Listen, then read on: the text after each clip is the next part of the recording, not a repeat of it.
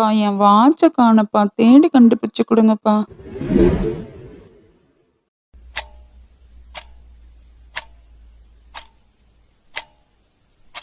ஏம்மா, wall clock ஓடுதில்ல, அதை கொஞ்சம் கட் பண்றியா? பண்ணிட்டேன்ப்பா.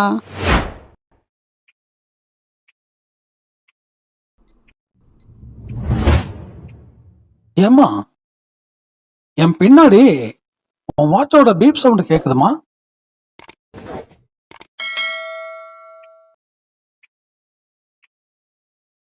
அப்பா வாட்ச் கிடைச்சிருச்சுப்பா.